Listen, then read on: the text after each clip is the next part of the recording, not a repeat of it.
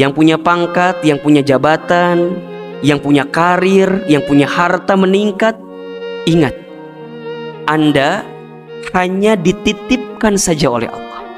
Jadi kalau dengan pangkat, jabatan, posisi, karir, harta, kesehatan, semua yang membahagiakan tidak membuat kita semakin dekat dengan Allah, hati-hati, khawatirnya itu bukan nikmat, tapi itu adalah istidraj. Satu kondisi yang memang menenggelamkan kita, menjerumuskan kita, malah bukan mendapatkan kebaikan, tapi malah mendapatkan keburukan. Tapi juga kadang ahilman, kadang merasa sedih ketika mendapatkan kesulitan, bahkan kita frustasi, stres dibuat. Maka bagaimana caranya, sikapnya agar kita kuat dengan ujian kesulitan itu? Caranya adalah ciri kehidupan dunia itu adalah adanya ujian. Selama kita hidup, selama itulah kita akan diuji. Dan ujian dalam kehidupan kita itu hanya ada dua. Perhatikan firman Allah di surat Al-Anbiya ayat 35 ini. Kata Allah, setiap yang hidup pasti akan berjumpa dengan yang namanya kematian. Selama dia hidup, maka Allah akan menguji mereka semua dengan sesuatu yang buruk, sesuatu yang tidak menyenangkan. Allah hadirkan sesuatu yang membahagiakan, sesuatu yang baik. Sebagai apa? Fitnah, sebagai ujian untuk kamu sekalian. Dan ketahuilah bahwa sesungguhnya hanya kepada Kamilah, kata Allah, engkau akan dikembalikan. Ujung kehidupan kita, hadirin yang dirahmati Allah, adalah kematian kita.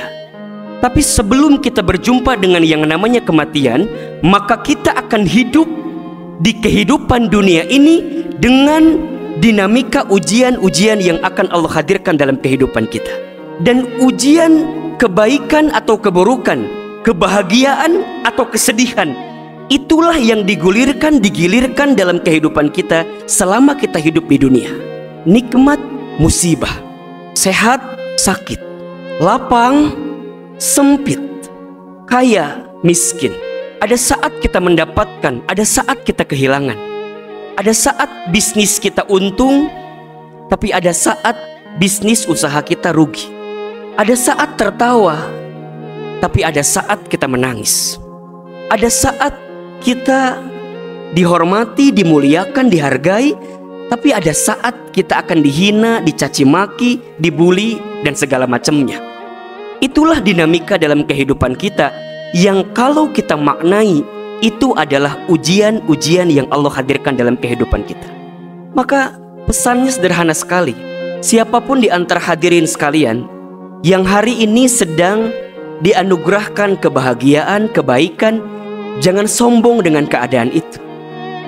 Karena barangkali besok lusa kita akan mendapatkan sesuatu yang tidak menyenangkan, sehingga membuat kita merasa terluka dengan keadaan itu. Hari ini yang diberikan harta dunia, diberikan pangkat jabatan, diberikan sesuatu yang mewah, megah, ada segala macam dalam kehidupan. Jangan sombong. Besok lusa barangkali kita akan kehilangan segalanya. Begitupun seterusnya. Siapapun di antara kita yang hari ini sedang disapa dengan kesedihan, dengan sakit, dengan kerugian, dengan sesuatu yang menyakitkan, menyedihkan, maka jangan putus asa, jangan frustasi, karena pertolongan Allah luas dan kita masih diberikan kesempatan oleh Allah Subhanahu wa Ta'ala dengan rahmatnya, dengan kasih sayangnya, untuk senantiasa menjalani kehidupan kita walaupun sulit, walaupun di tengah kondisi sedih, terluka, sakit, dan segala macamnya, kita masih bisa mendapatkan kebaikan di hadapan Allah Subhanahu wa Ta'ala. Kata baginda Nabi dalam satu hadisnya, ajaban li amril mu'min, sungguh menakjubkan, mengagumkan keadaan orang yang beriman itu. Kenapa? Sesungguhnya perkara yang datang bagi orang beriman itu semuanya baik. Ahilman, bagaimana keadaan orang beriman itu? Jika dia mendapatkan kebahagiaan, maka dia bersyukur.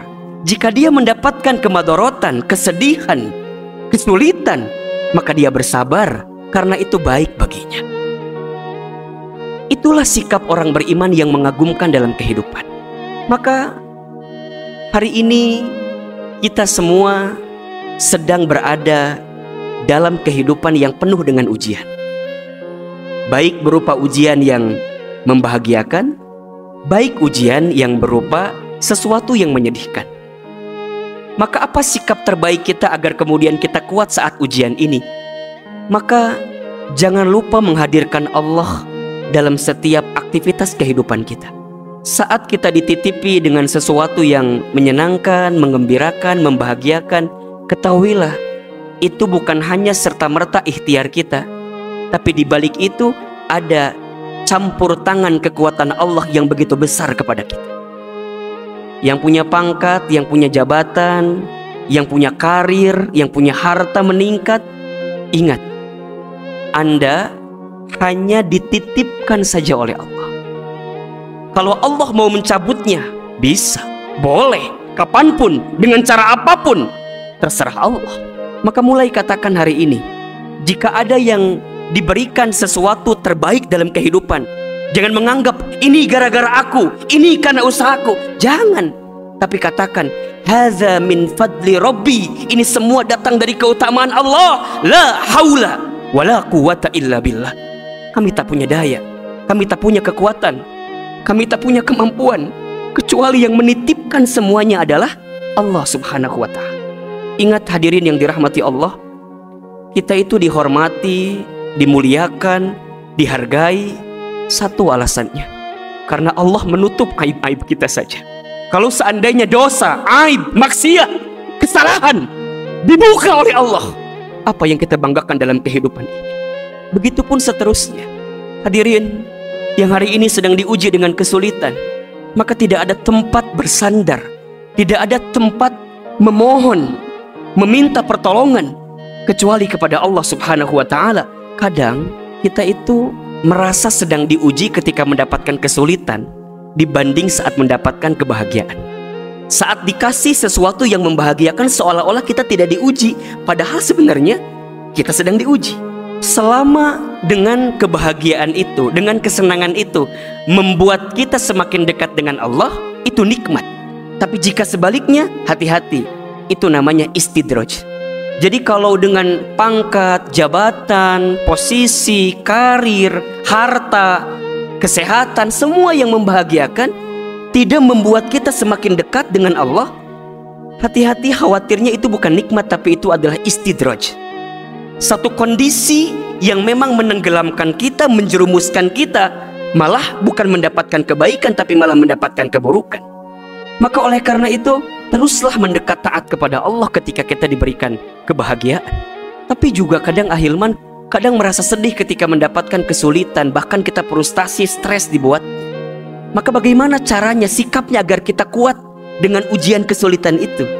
Caranya adalah berusahalah untuk belajar husnuzon kepada Allah dengan segala ketentuan.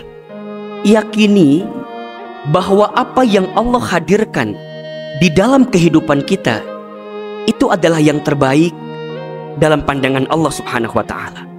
Jangan pernah memandang sesuatu dalam kehidupan kita berdasarkan logika kita saja, berdasarkan pandangan manusia saja yang barangkali kita terbatas pandangannya. Tapi selalulah meyakini bahwa apa yang Allah hadirkan itu yang terbaik dalam kehidupan kita. Begitupun kita harus yakin bahwa tidak akan mungkin Allah membebani setiap manusia kecuali Allah tahu manusia itu mampu menerima beban itu. Allah sudah mengukur, menakar kemampuan kita untuk menanggung setiap kesulitan itu. Dan percayalah juga bahwa bersama kesulitan itu ada kemudahan. Maka bagi orang beriman, saat dia ditempa dengan musibah, ujian, cobaan, kesulitan, maka dia akan husnuzon dengan kejadian itu. Barangkali itulah cara Allah untuk meningkatkan derajat kehidupannya, cara Allah untuk membuat dia naik kelas dalam hidupnya. Asal sikap yang dia hadirkan benar. Maka percayalah, jika kita diberikan skenario hidup apapun itu, baik itu kebahagiaan, baik itu kesedihan, selama skenario itu membuat kita semakin dekat dengan Allah, maka itu kebaikan. Jika ada di antara hadirin sekalian yang sedang sulit hidupnya, yang mungkin ada yang di PHK, dirumahkan, omset bisnisnya berkurang, dan segala macamnya, ada yang dikasih penyakit dan segala macamnya. Mohon maaf, jika dengan keadaan sulit itu membuat kita semakin dekat dengan Allah, membuat kita sujudnya lebih panjang, membuat kita sholatnya lebih khusyuk, membuat kita amal solehnya lebih banyak dengan kondisi sulit itu, maka percayalah, di situ ada nikmat yang paling berharga yang Allah berikan dalam kehidupan kita. Kalau dalam doa bisa menangis, kalau dalam sholat bisa lebih khusyuk, kalau dengan kondisi ini bisa membuat baca Quran kita lebih banyak, lebih panjang, dan lebih sering, itu keadaan yang jauh lebih baik daripada keadaan yang melimpah tapi jauh dari Allah Subhanahu wa ta'ala. Maka oleh karena itu, percayalah badai pasti berlalu. Percayalah masalah yang datang dalam kehidupan kita pasti akan ada usainya. Tinggal pertanyaannya adalah, bagaimana cara kita semakin mendekatkan diri kepada Allah Subhanahu wa ta'ala di sisa usia kehidupan kita yang masih Allah berikan ini.